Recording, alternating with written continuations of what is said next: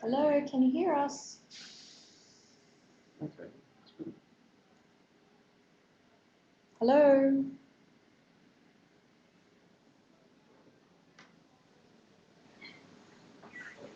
Hello? Testing. Okay. All right, the audio is coming through, but there's no camera at the moment. So why don't we shift to this camera and we'll see if that works. Okay. Shifting cameras. Bingo.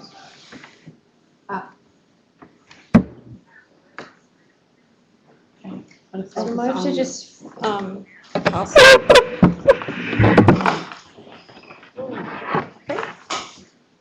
Okay, we're just rendering the camera at the moment. Do you want to sit in the middle? No. Just rotate it like are you speaking with like maybe we'll just rotate the camera like that. That's fine. You just roll the stairs on. Oh, okay. Okay.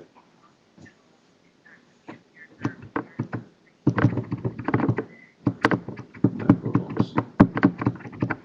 All right, cheers. Thanks, Lisa. Bye. Okay, we are live. It's a 20-second delay between the time we speak and hits the screen. So, yep, fire away. Okay. Oh, hello, good evening, and welcome to the webinar from the Faculty of Dentistry, University of Sydney. This is being hosted with KOM.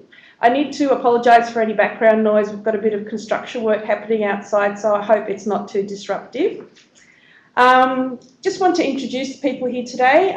We have Caroline Bolger, she's the admissions officer, Dr. Leadbeater, the admissions coordinator, and myself, Dr. Susie Dracopoulos. I am the D&D 1-year coordinator. We're going to start the webinar today with just a brief overview of the DMD, mainly the DMD program. I'm going to ask you to hold off on questions. We'll answer them after we do our little spiel. And there will be a 45-second delay in your texting, between your texts and questions, so you'll just have to bear with us on that.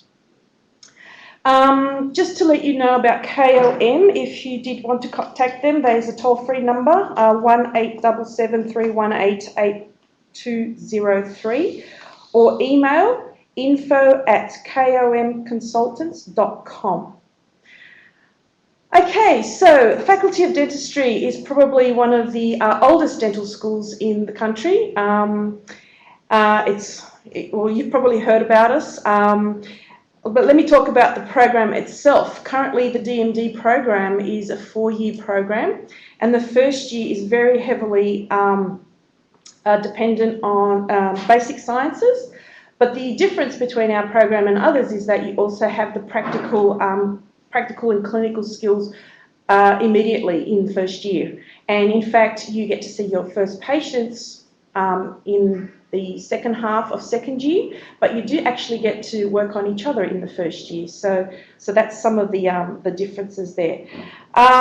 We are spread across 2 campuses, sorry, 3. So the campus here at the university, also Sydney Dental Hospital and Westmead Dental Hospital as well.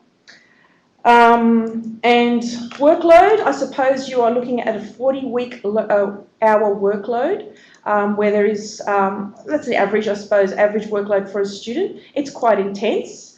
It's also a lot of fun as well.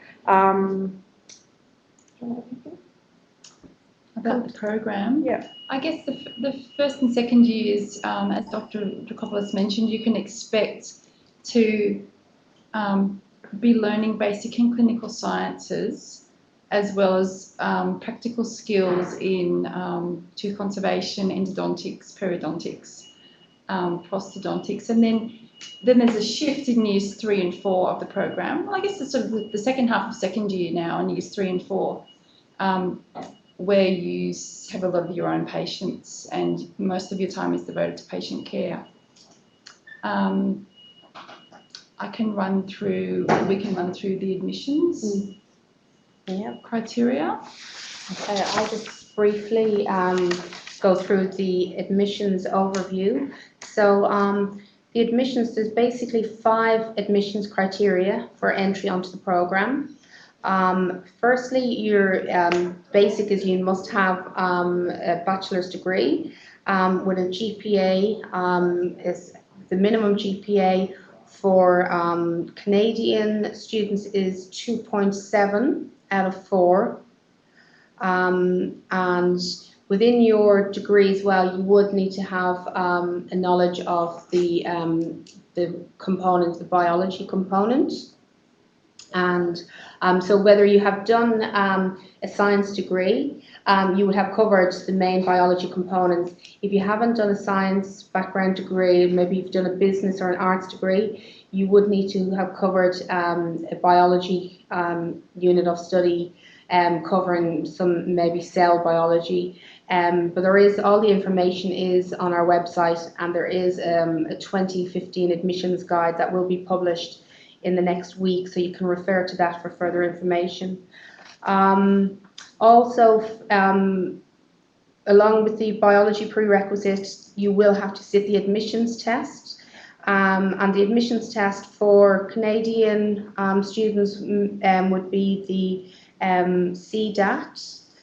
Some of you may have also have completed the MCAT instead, but we haven't confirmed the cutoff score as yet for the 2015 intake for international students, but we do look at a minimum of 15 in each section. That will be the minimum cutoff, but you would really, to be competitive within the course for entry, you would need to be looking around the 18, 19 mark, we said, wasn't it? As a minimum. As a minimum, yeah. In each of the sections. Yeah, so we do have a cutoff of 15 in each section, and the last section of the is it the dexterity?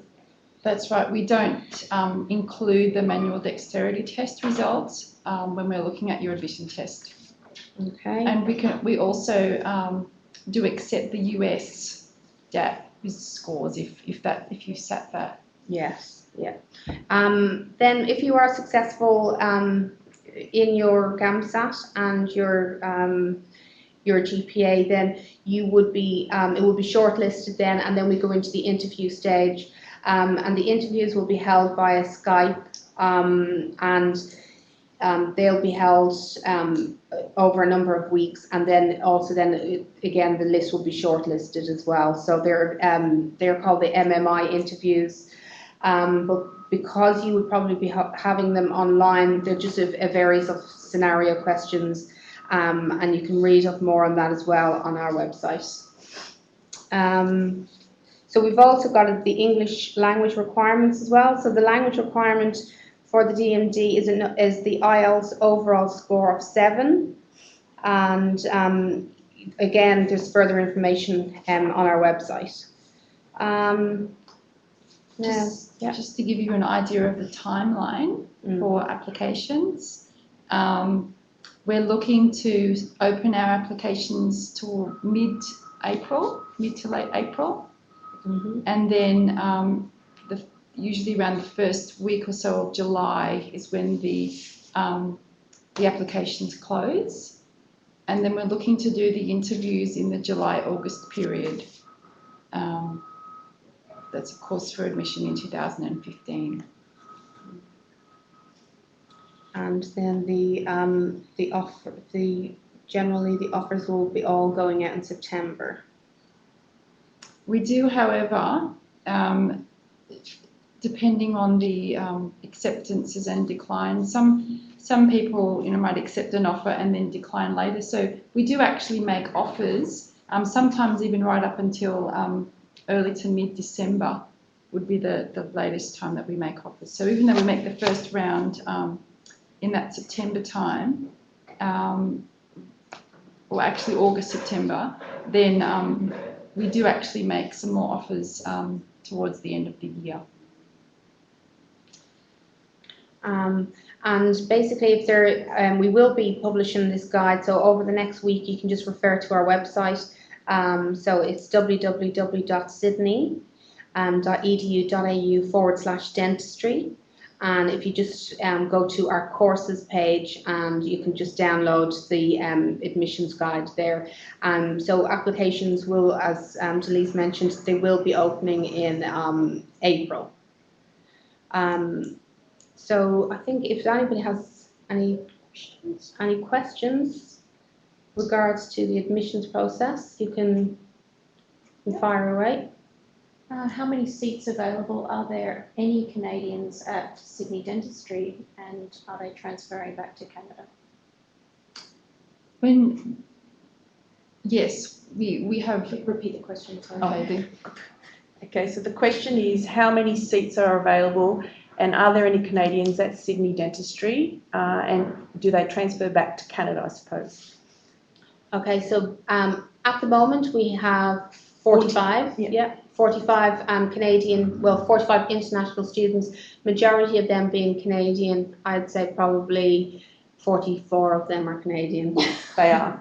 44 are Canadian. And again, this year for the 2015 intake, we have not confirmed our numbers yet, but we are looking again at around half. So we've got 90 places on the course, so we offer about 45 international, and we will have 45 domestic again this year. So in terms of transferring, our international students generally complete their course with us over the 4 years, and a number of those people will return to Canada immediately after the course. Some gain permanent residency in Australia and work in Australia for a short and or long time. I guess it really depends. As you're probably aware, an advantage of studying in Australia is that your dental board recognises the Australian qualification, and you're able to sit the first round of your board exams as though you had gained your qualification in Canada. Okay, next question is, what's the average GPA accepted for Canadian applicants? The average GPA, it is transferred. There's a conversion that the international office use, but I'll just confirm that for the guide here. We've got, is it 2.7? 2.7, and that's on a scale of 4. So 2.7 on a scale of 4 is the minimum GPA. The average GPA, we're not too familiar with the. I guess we don't really consider the GPA as an average, because the GPA is a threshold to, it's the first threshold that you need to meet. So if your GPA is over that amount, and what we say is, it's equivalent to a credit average. If your GPA is over a credit average, then you have met the first admissions criteria. Whether your GPA is a lot over or not so much over doesn't really affect the next stages of the admissions process. So that's a critical threshold, if you like. Next question, KOM abroad, I'm not in uni. I'm not sure. No, don't worry about that one. Okay. Maybe you could just talk about what some of the what are weekly schedules like? Okay, so the question is, what's an average weekly schedule? How many life sciences lectures and practicals would there be? So in first year, one of the first things that you do is approximately half your time, I guess, or a bit more, is spent learning basic and clinical sciences. So I can talk a little bit about that. When you first start off, you'll be doing a lot of head and neck anatomy and histology as related. And that's a semester-long course where you do practicals, dissections, and there's also an introduction to the medical sciences, which runs through all the different disciplines, if you like, in the medical sciences. So as well, and that's quite an intensive program. And as well as doing that, you'll be launching into some of your clinical dentistry studies. Yeah, and that usually is on a Wednesday, so you'll be coming to Sydney Dental Hospital, and we get stuck into tooth cons very, very quickly. So yesterday it was the second week of tooth conservation, so students are already cutting plastic teeth and moulds and into all of those exercises, those practical exercises. That'll expand throughout the year, and you will start to do other practical disciplines such as periodontics in the simulation clinic.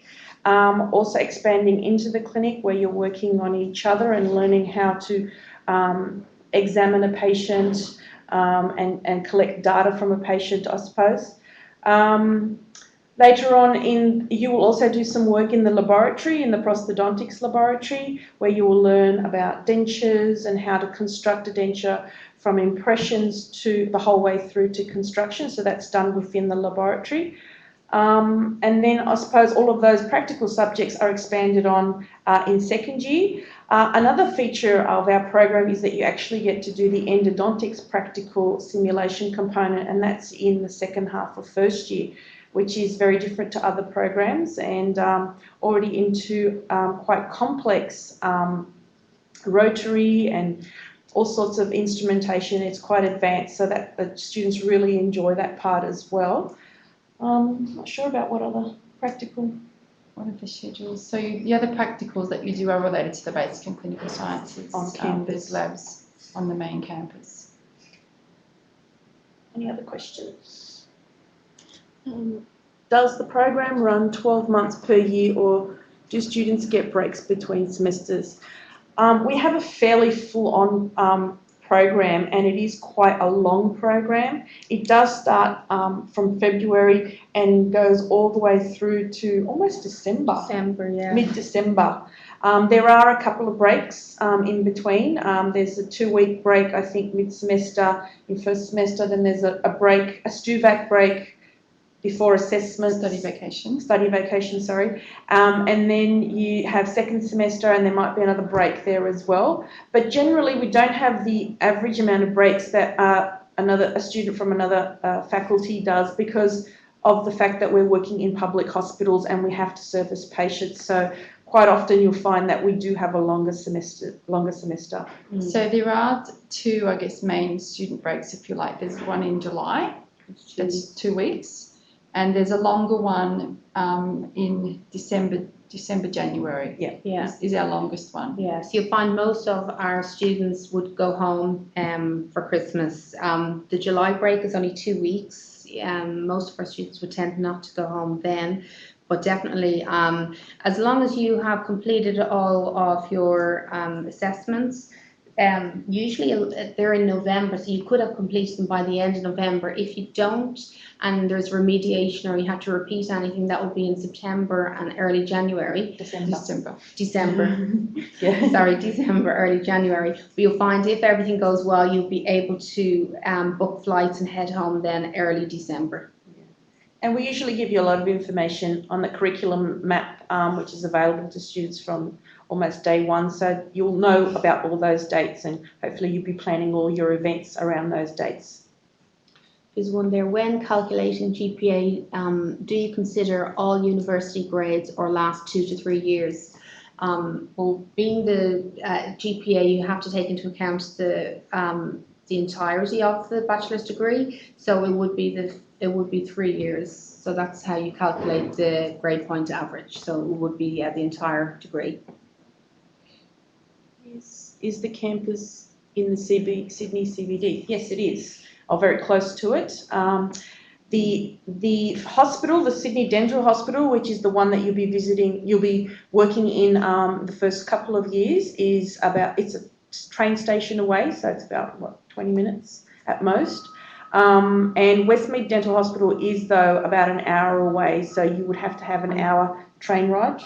Yeah. An hour train ride. But we try to keep the first and second years closer to the city, and then the more senior years will go out to Westmead, where they're seeing most of their patients, and their lectures and stuff are done there at that hospital.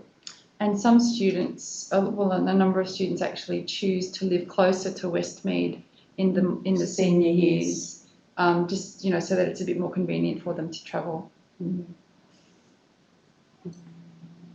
How many international students apply? How many get interviews?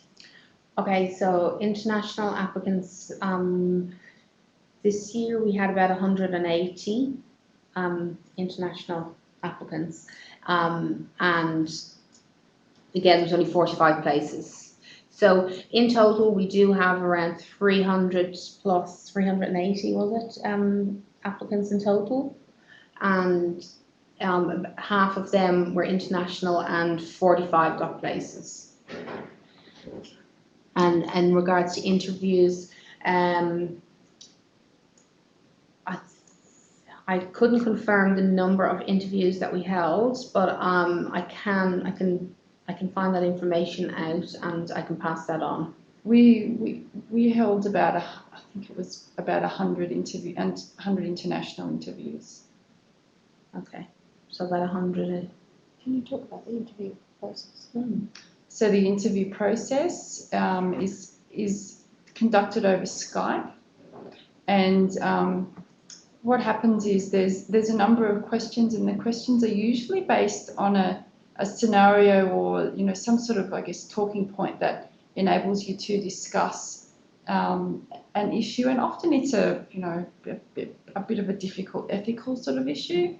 And what you do is you log into Skype, and you'll have a different person coming to sit at the computer to ask you a different question. So there's a series of questions that are scored, and then I think it's five at the moment, five different stations, and then that gives you an interview score. Do you have any other questions?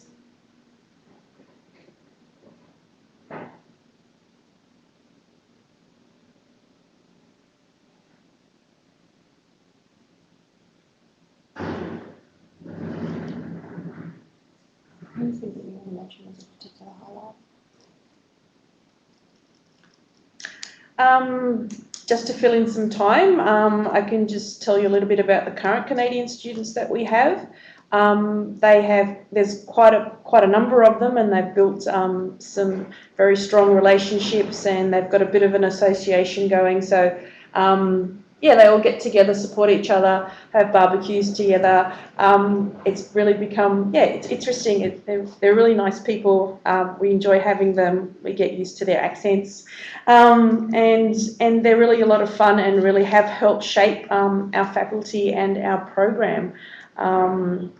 There's a lot of support out here with similar friends or like-minded people from the same places.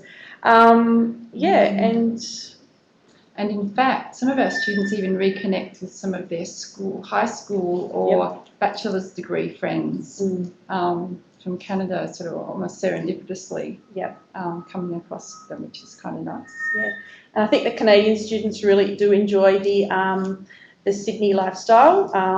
We do have a lot of beaches and nice places to visit, and they really enjoy, I suppose, the summer weather, which seems to be better than their winter or their summer, I suppose. Even the winters are great, I hear them say.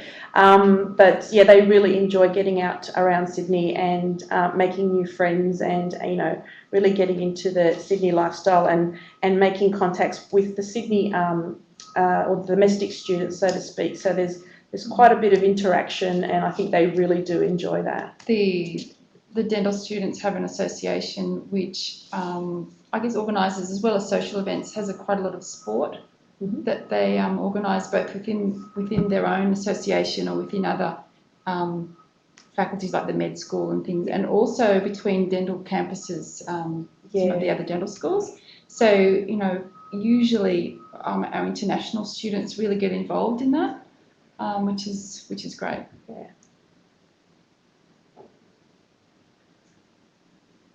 If you've got any more questions, well, I hope we have answered most of your questions, and I suppose if you do need any more information, please feel free to contact KOM. and hopefully that could be. Click on the 6 new messages. Is that Is there 6 new See messages? the green box there? Okay. So there's a question there. Who do we contact to apply? Basically, all our applications, whether if you decide to go through the agency, it will be KOM, and their details, as mentioned, are provided. There's a toll-free number, 1-877-318-8203, or you can email info@komconsultants.com. That's info@komconsultants.com. Can you work during the semester breaks? Well, that's a really good question. No. Short answer is no. It's a very intense course, and we do find that students do need some time just to relax during those breaks, and that's probably the best way to deal with the workload. It is very hard, those students that do try to work, but of course you could do, I'm not sure about what type of work you're thinking about, but perhaps, if it's just for a couple of weeks, yeah, sure, you can do that, but generally, no, you wouldn't be able to cope with the amount of workload that you have. It wouldn't be a wise thing to do. There's another one there. If you meet the minimum cut-off GPA, would you be guaranteed an interview? And in that case, no. Basically, that as mentioned, that is just basically the hurdle. You need to have a minimum GPA of the 2.7, along then with your GAMSAT score, and there's a minimum there of 15 in each section. And then providing you're successful in those two aspects, then you go forward for interview, and then based on your interview score. So taking into consideration those three aspects of the admissions process, so the GPA, no, you would not be guaranteed an interview. And then we have mentioned there, contact KOM consultants to start your applications, and KOM will waive the fee, the KOM registration fee for you. Suppose. There's a question there. Does Sydney offer a provisional entry program for high school students? So our dentistry program is graduate entry. So the way to get into our dentistry program is you need to have done a previous bachelor's degree. We accept any bachelor's degree that is of 3 years duration, minimum 3 years duration.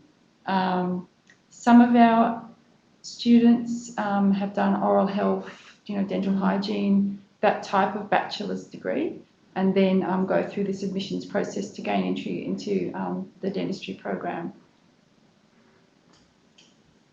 Okay, if I have a major and a minor, would both be considered when calculating GPA? Yes, Delise, would that be right? The GPA is overall of your overall studies, so everything would be taken into account.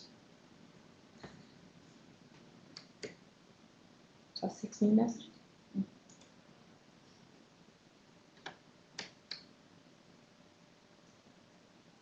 What is the previous cut-off GPA of last year? The cut-off is 15.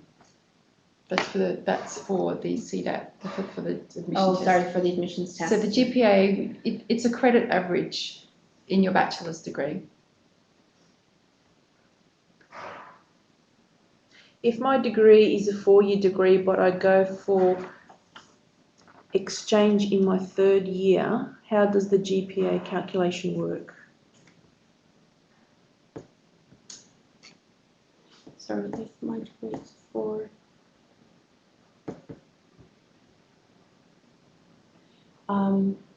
Well, if you go for exchange in your 3rd year, so basically, with the GPA, all of your study needs to be submitted to the international office, and then they will calculate your GPA for you.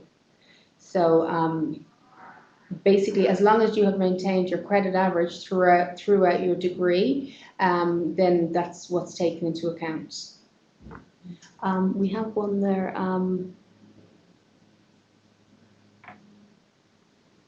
Do you take into consideration of GPA upward trends and extracurriculars when determining interviews? No, we don't. Basically, it's all everybody gets and everybody would get the same. You know, we need to see that everybody passes the criteria first for the GPA, makes the cutoff for the admissions test, and then is successful in the interview. So everybody would basically get the same admissions selection. So we don't look at, references. We don't look at, other activities that you're doing. It's just those. I guess, we consider them, I guess, to be more objective criteria. Any funding or scholarships? The funding, we don't offer any funding for international. You can speak to KOM for further information on the provincial loans. Canadian students can apply for a Canadian provincial student loan when studying overseas, and these tend to max out around $10,000 to $12,000 per year, regardless of what the true costs faced by the student are. And then with regards to scholarships, we do offer various scholarships, but you would need to contact the scholarships office, and you can get their details through our website as well. Would you consider relevant volunteer experience or references? No, No. Our admissions criteria are, those objective measures of the GPA, the admissions test, and the interview.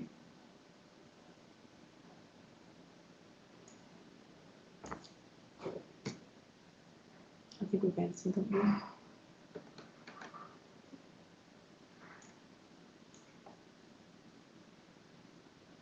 Again, is that the same question? The previous cut-off GPA.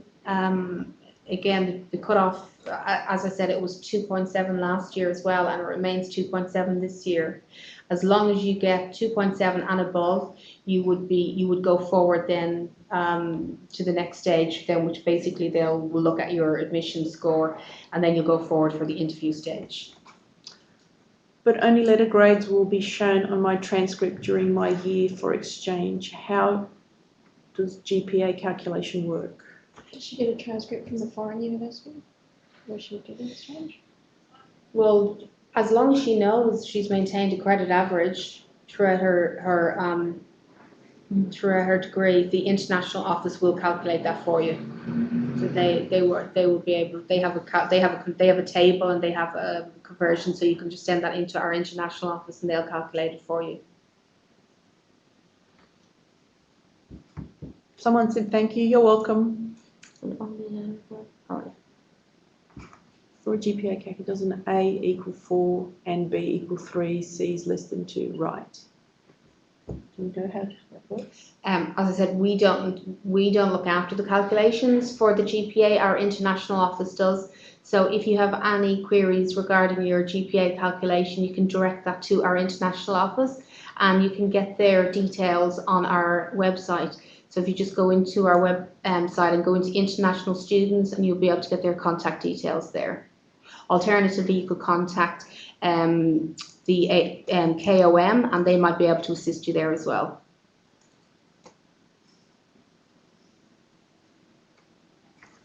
That was great. Okay, someone said thanks very much. That was great. I'll contact KOM to start my application. Fingers crossed. All the best to you. We'll just wait a bit because there's a delay. If there's any more questions, please type. Someone said thanks for answering my question. It was very informative.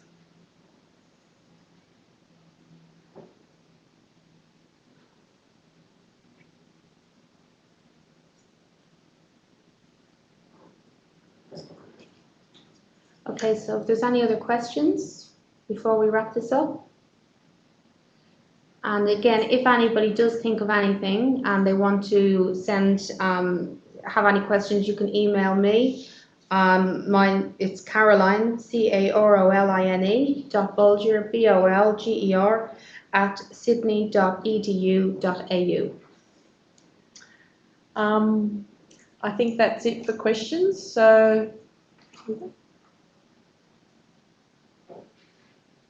one more question. You mean they will calculate my GPA based on the grades that I get from the year I go for exchange? They will be included in your academic transcript. The grades that you receive during any year of your bachelor's program will be included in the GPA calculation. Someone else is asking, can we apply now? The applications have not opened yet on our end, but obviously you can contact KOM and they can advise you. They can start the process for you. But as in terms of our applications, we don't open our applications until April. But you can now start your preparation for your because it's quite a lengthy process. So you can start organising your admissions test. And maybe you can just contact KOM and they can start the process for you.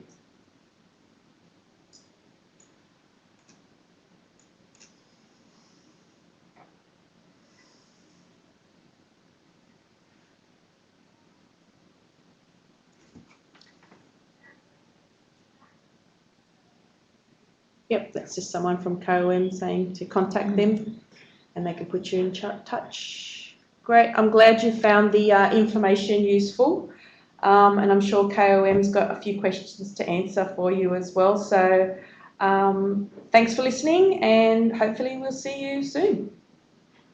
Thank you. Thanks.